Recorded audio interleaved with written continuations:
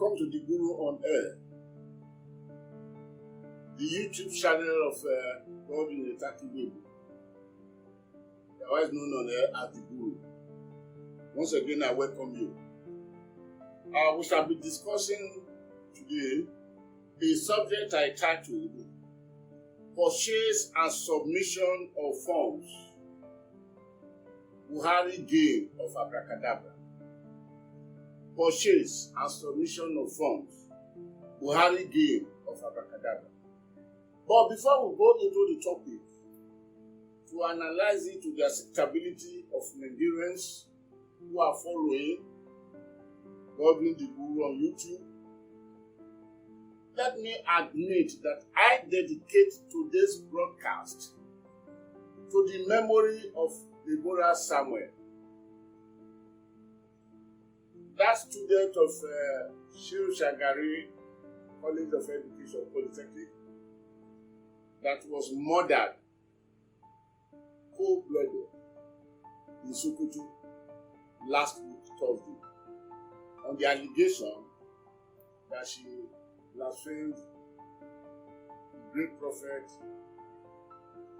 Muhammad sallallahu alaihi wasallam. I dedicate to this broadcast to her memory. She had been buried on Saturday in Niger State, where she originated from. May her soul rest in peace. And may Nigeria be able to gather enough support to bring justice to bear on the issue. Having done that, let me move. But not without saying how Nigeria had bastardized its democracy. The democratic process is being bastardized. There are fallout of bastardization by the present Igbo government, Muhammadu Buhari. And I give only one example. Of recent, the managing director of Nigeria Security Printing and Minting, Abbas Umar Masalawa, paid 50 million naira to pick the form to contest for governor of Katsina State, meaning to take over from Aminu Masari. As we talk, as of the day he picked the form, paid the money, he is occupying the seat as the managing director of the Nigeria Security Printing and Meeting PLC. We should not equally forget that Godwin Emefiele, who is very, very eager to become president of Nigeria, taking over from Muhammadu Buhari, even had the audacity of going to court, asking the court to declare that the board of CBN must not restrain him and INEC must not refuse him entry into the race. Why the court should equally declare that serving as a governor of CBN, he should be permitted, while being governor of CBN, to contest to become president of Nigeria. And I think the board of CBN and INEC can be restrained, not touching him, so that he could go ahead in the process by one state high court in Okwale. Okwale is there in Delta State. Why did I bring this up as example of how the democratic processes is being bastardized? We should not forget that the printing and meeting where Abbas Umar Nansawa is presiding as the managing director, shall be responsible for printing of most of the electoral papers. The Nigeria Printing and Meeting shall be responsible for printing of most of those sensitive documents of the election. And the CBN shall be responsible for keeping the documents. While the meeting and printing will print the documents, Abbas will be presiding as the managing director, contesting for election, printing the documents for the election. Then CBN, Governor of Central Bank, will be contesting for the President of Nigeria, keeping all the essential documents. Can we not say with every audacity that the 2023 general election had been won and lost already, with these two employees of the government running for the position, sitting, presiding over this sensitive organization? We don't need any crystal ball to know that the elections of 2023 is won and lost already. Let us move to the issue at stake.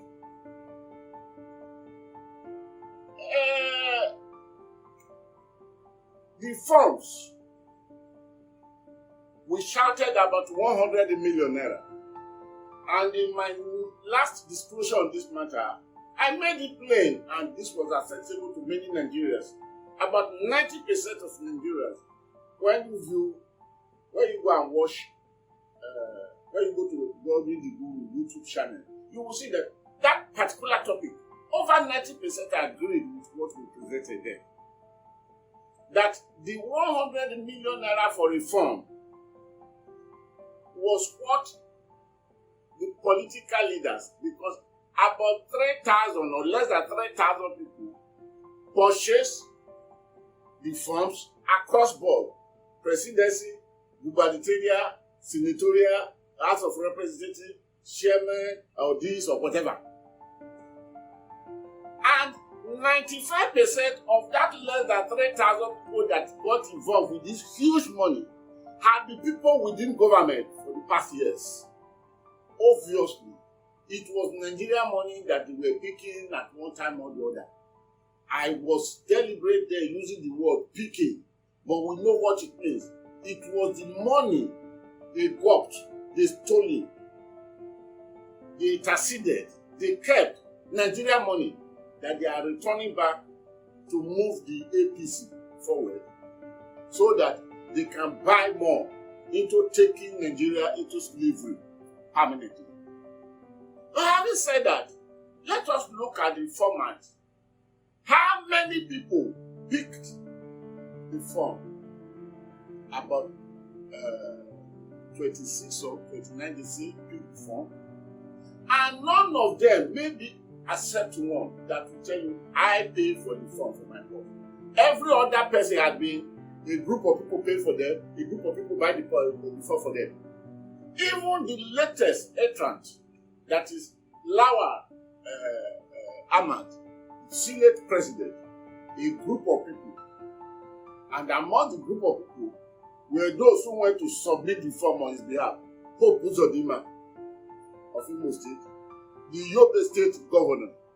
That itself looks so very, because I know very much the battle that came between the Yobe State Governor and the President of the Senate. That's not what we are discussing today. But at the last end, as of last week, how many of them submitted form now? Those who beat the deadline, I mentioned the name: Asiwaju Bola Tinubu, Vice President Yemi Osinbajo, President African Development Bank Dr. Akinwumi Adesina, and the immediate past Minister of Science and Technology Dr. Ogunaya Onu, and Senate President Ahmad Lawal. There are more. Let me just bring the name together. Other presidential aspirants whose nomination forms received at press time were former Minister of Transportation Rotimi Amechi, former Minister of Niger Delta Development Senator Godswill Akpabio, the man that goes by the acronym "What money cannot do, more money will do it." Then former Imo State Governor Senator Rocha Sokorocha, and former Ogun State Governor Senator Ibikule Amosu. Others were Pastor Tunde Bakare, Cross River State Governor Professor Ben Ayadi, his Ebonyi State counterpart Governor Dave Umahi, Chairman Nigeria Governors Forum, and the Ekiti State Governor Dr. Kayode Fayemi, Minister of State Education Honorable Emeka Wajoba, And he did the most rightful thing. Even before announcement came, he has submitted his resignation and he gave it directly to President Muhammadu Buhari, not to the secretary, to the government of the federation. Then,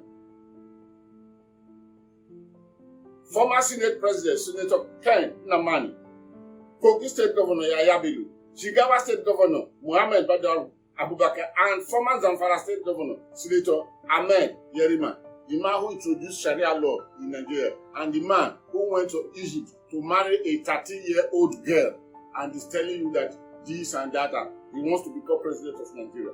There's no problem, no problem. Also on the list of presidential aspirants that filed their papers were Senator Ajayi Borofis, the only female aspirant, Mrs. Udu Kennedy, Pastor Nicholas Felix Wobo, former House of Representatives Speaker Dimeki Bankole, former Minister of State Petroleum Chief Timipriye Siva, former Minister of Information Chief Eko Obasi Mokeru, and Mr. Chen Jack. The two people that their papers, their form could not find this way as of the last count to the Secretariat of APC must be Godwin Emefiele and Goodluck Jonathan. Goodluck Ebele Jonathan, former president. Now they have submitted. Where do we go from here? Who among these? Who among these people, about 20-something of them, is President Muhammadu Buhari playing game with? Who among them is President Muhammadu Buhari will pull out as his joker? We should not forget, President Muhammadu Buhari had personally admitted to the crew of China that interviewed him that yes, he has a preferred candidate. They asked him, would you mention? He said, no, I can't mention him. If I mention him, they will kill him. And just a few days ago, one of his